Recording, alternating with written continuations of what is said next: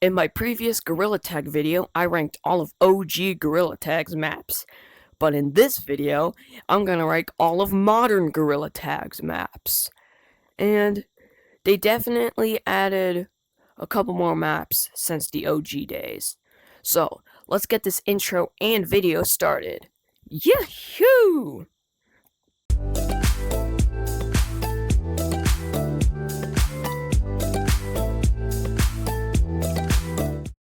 Before I start ranking all the maps, I need to tell you guys two things really quickly. The first thing is that all of this is just based off of my opinion, so if you guys disagree with any of this, please leave a comment below telling me how you guys would rank the maps. And the second thing is that I'm gonna exclude just 4 maps.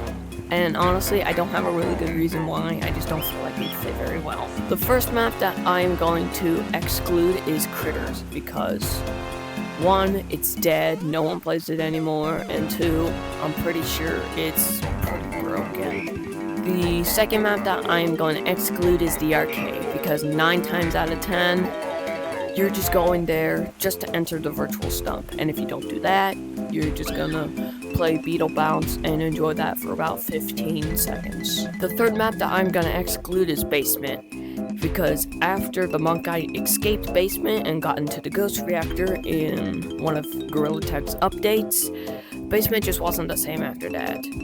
And not to mention, the entire place is destroyed, except for that lamp right there. Ironic. And unfortunately, I will also exclude Monkey Blocks, because in my eyes, it's basically Super Mario Maker Gorilla Tag Edition. And when you think about it that way, yes, that makes it quite different from regular Gorilla Tag. Minus all the excluded maps I told you about, I need to rank 9 maps in total. So, let's get going. In 9th place, we have Canyons.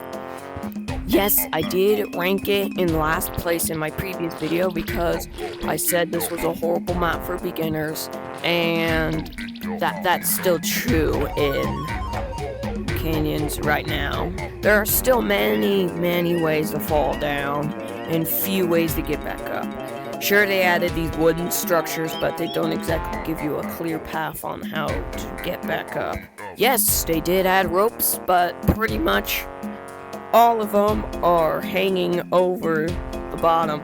So if you miscalculate a jump even slightly, you know where you're going. The worst part, though, has to be the zip lines. Zip lines are supposed to be fun because you can go fast on zip lines and stay ahead of all the infected monkey. But the problem with these ones is that 1 second you're gliding so free, and then the next second you're expected to fly. And since monkey don't have wings, that is false. We can't fly.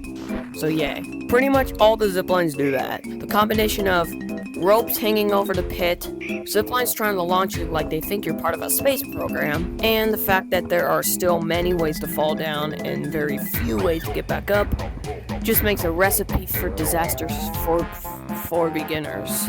Yeah, in my opinion, you should stay away from canyons until you have some sort of experience, or else you're gonna have a bad time. In 8th place is New Canyons.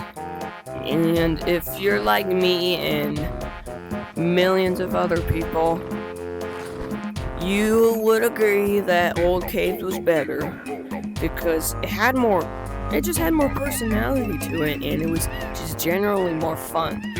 Sure, you can make some goofy tunes with these music-making crystals, but who wants to do that, really? Exactly, really no one wants to do it. So basically, New Caves is just a music-making station for preschoolers. And that's really why it's at the bottom of the list. And yeah, that's really all I have to say for this map. It's basically... I missed, dude. How? It's basically just a music making station for preschoolers, and no one wants to do that when they want to play tag. Go over here instead. Just go over here. That's where New Caves is. Just go over there instead. Don't waste your time making music. Go over there. That's where Old Caves is. Go. Now I might make a couple people sad or upset, but yes, skate park is in 7th place. And the reason being, well, yes, you can ride on hoverboards, and it's pretty cool. It's so easy to lose most or all of your momentum by making even a simple mistake. And if you're a guy like me who can't run very fast, just imagine trying to hold the hoverboard above you with one hand and run with the other hand. Also, Lemming, please don't patch that, whatever I just did. Just think of it as a feature, okay? I promise to you it's not a bug. Please, I beg you. In the name of Gorilla Tag, don't patch this, Lemming. Please. I do like this place's racing mechanic. That's definitely a nice twist. But if you're a guy like me who can't run very fast, this place just isn't fun anymore once you lose most or all of your speed. It's just no good. But that doesn't necessarily make this a bad map. I think it's pretty fun because you can do this, which, again, please don't patch this, Lemming. This place is just honestly not very radical for guys like me, especially if you're in a race. Don't even get me started with that. Before we resume, I want to give someone a shout out, which hasn't been done in a while, so I'm really excited to do that. Shout out to RJ the Shader. He's Gorilla Tech's official streamer and in general just a cool guy. So his channel will be featured in the end cards for this video. But congratulations, RJ, you got a jiggy. Collect one more and you'll get something special. But anyways, back to the video. In 6th place, we have Metropolis, which I like to call Metro. Metropolis is let's just say it's kinda on the small side, but I'd say it's bigger than the forest. And it's definitely interesting because you're basically a giant walking around in a city. And not to mention, this is like pinch climbing heaven, because you know you want to get to the top of all these buildings, and to do that, you have to pinch climb. Bum bum bum. Back when a Gorilla World was still below freezing, all this water was replaced with ice. And it was so much fun to just skate around on the ice without any sort of control. And not to mention, when you pair that with rocket thrusters when you're playing Infection, you're just asking for some wild things to happen. I mean, in a good way, obviously. Unfortunately, whoops. Why? Unfortunately, Metropolis had one thing that it doesn't have now, and it's a glitch. If you go over there where my finger's pointing, sort of, if you keep wall jumping really close to the walls, there was a chance that you just essentially teleport. And if you didn't have any kind of thrusters, bro, you were just done for. Blood was cooked. And I'm gonna be honest, that was probably one of the ways you could get back into tutorial.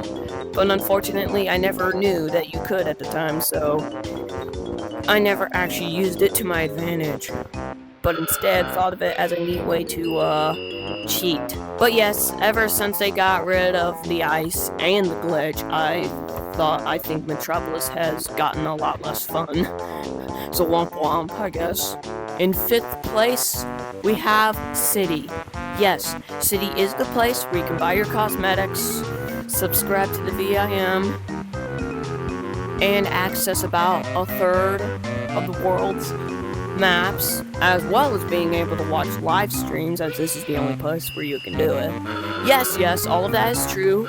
Yes. But there's one thing that this map lacks that none of the others do, and it's its lack of compatibility for game modes.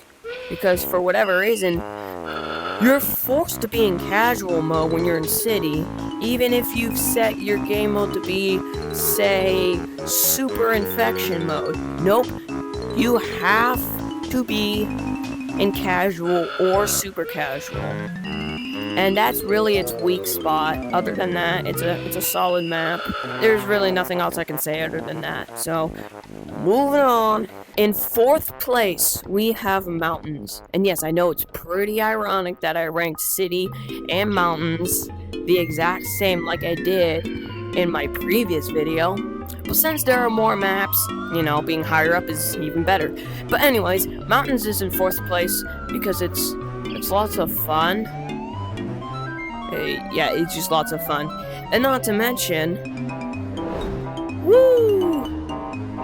Lots of fun things you can do, like slide on the ice and get blown to the top of a mountain by taking a ride on this fan. One-stop shop to glorious flights. Also, why do these look like lily pads? I have no idea, to be honest with you. But yes, really, the only thing that stands this out from all the other maps is it's the only one that has ice. Yes, to be specific, ice year-round. Because remember, Metropolis had some earlier, but after a couple of updates, you know, it kind of went away. No, I missed. Mountains is a fun map because, you know, like I said before, slide on ice and just have a good time. And then pretend to be an angry bird by going off this ramp over here. Mountains is not a bad map in the slightest, and that's why it's lots and lots of fun. In 3rd place, we have a beach. Beach is a fun map, and yes, while Metropolis does have water, much like it had ice like mountains, beaches is better when it comes to water because it's so full of it, and it's very deep. And that's basically half the level, and that's what makes it interesting. Because when Beach was added, it was the first map to ever include water, so many people were impressed. I think. I don't know, I wasn't around for when that happened, so. The reason why Beach ranks so high on this list is that it takes most of the other maps' mechanics and just makes it even better. Like Canyons' ziplining technique, where you fly off, but this time you pretty much have complete control on where you want to go. But like I said before, it takes most mechanics from some of the maps and just makes it better. Yes, it doesn't have to be unique, kind of like Mountains does. Maybe just taking what other maps have and making it better is all you need for a good map. You know, just think about it. In 2nd place, you guessed it, it's Forest.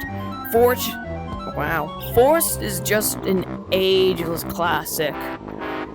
It's leaned towards all monkey, including beginners, and it just has a bunch of fun stuff you can do, like branching, wall running, and even practicing pinch climbing and wall jumping here.